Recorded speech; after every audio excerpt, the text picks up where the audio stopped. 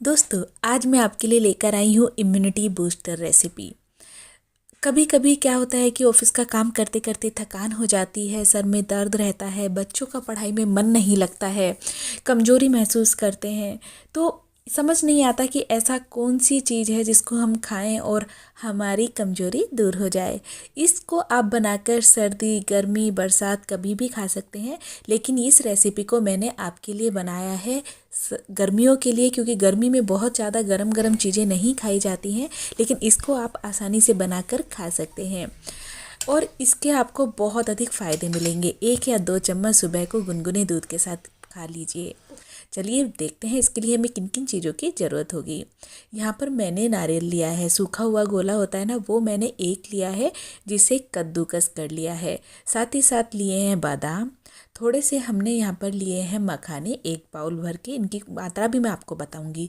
बूरा मैंने यहाँ पर ली है और यहाँ पर मैंने लिए है 2 चम्मच तरबूज के बीज, 1 चम्मच सौंफ और 2 चम्मच खसखस। सभी चीज़ें गर्मी में बहुत फ़ायदेमंद होती हैं और बॉडी को ठंडा भी रखती हैं। सभी चीज़ें कितनी हैं ये भी मैं आपको आज मेज़र करके भी बता देती हूँ। देखिए, जो मैंने नारियल लिया है उसको कद्दूकस कर लिया है, तो सबसे पहले हम अपनी वेइंग मशीन को 0 पर कर लेंगे। और अभी जो एक नारियल था मेरा, कितना था देखिए, जिसको कद्दूकस किया था, ये मेरा है करीबन 150 ग्राम। तो अगर आप एग्जैक्ट डालना चाहते हैं चीज़ें, तो हमारी जो सूखा नारियल है वो है 150 ग्राम और जो हमारे बादाम हैं वो है 50 ग्राम। तो वो भी आप इसमें डाल लीजिए 50 ग्राम। साथ ही साथ जो हमने यहाँ पर और चीज़ें यूज़ की हैं उनमें हमने 20 ग्राम तरबूज के बीज लिए हैं। 20 ग्राम ही मैंने यहाँ पर ली है खसखस। खसखस बहुत फ़ायदेमंद होती है गर्मी के मौसम में। और 10 ग्राम मैंने यहाँ पर लिए सौंफ। तो टोटल मिला के मैंने ये सारा जो तीनों चीज़ें ली हैं वो मैंने करीबन 50 ग्राम ली हैं। इससे ज़्यादा मैं नहीं ऐड कर रही हूँ। तो बस अगर आप इसमें कुछ और डालना चाहते हैं तो थोड़े से आप इसमें अखरोट डाल सकते हैं, जो बच्चों के दिमाग के लिए बहुत ज़रूरी होते हैं। तो ये सभी चीज़ें हमने ले ली हैं। तो गैस पर कढ़ाई रखकर उसमें मैंने 2 चम्मच घी डाल लिया है। घी को अच्छे से मेल्ट कर लेंगे। सबसे पहले तो ये जो हमने 2 टेबल स्पून इसमें घी डाला है, बस इतना ही घी का इस्तेमाल हमें पूरी रेसिपी में करना है। तो गैस की फ्लेम को सिम पर कर लें और जो बादाम है उनको अच्छे से फ्राई कर लें, क्रिस्पी कर लीजिए, जिससे कि हम इनको ग्राइंड कर सकें अच्छे से। तो देखिए, मैं इसको अच्छे से चलाते हुए क्रिस्पी कर रही हूँ। बहुत ज़्यादा गर्म ड्राई फ्रूट मैंने इसमें नहीं डाले हैं, क्योंकि गर्मी का मौसम है तो गर्मी कर जाते हैं। तो बस थोड़े थोड़े से ड्राई फ्रूट ही आपको ऐड करने हैं।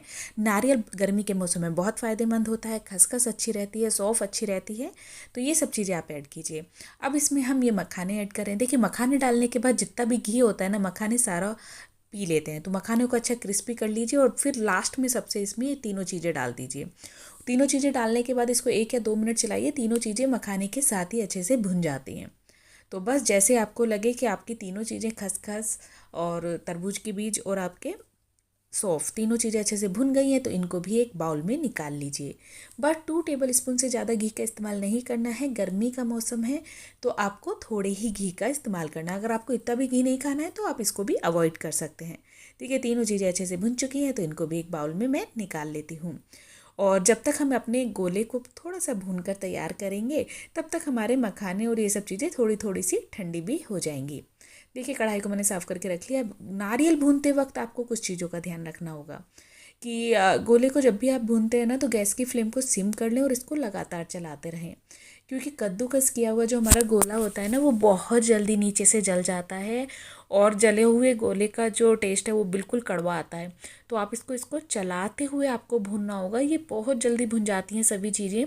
इस पूरी रेसिपी को केवल आपको जो सामान को इकट्ठा करने में टाइम लगेगा वो लगेगा।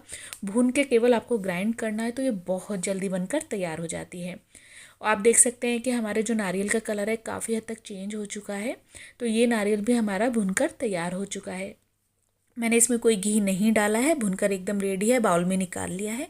तो अभी हम दोनों चीज़ों को ग्राइंड कर लेंगे अच्छे से। देखिए, अभी मैं इसको बाउल में डाल रही हूँ। सब चीज़ें हमारी एकदम क्रिस्पी हैं।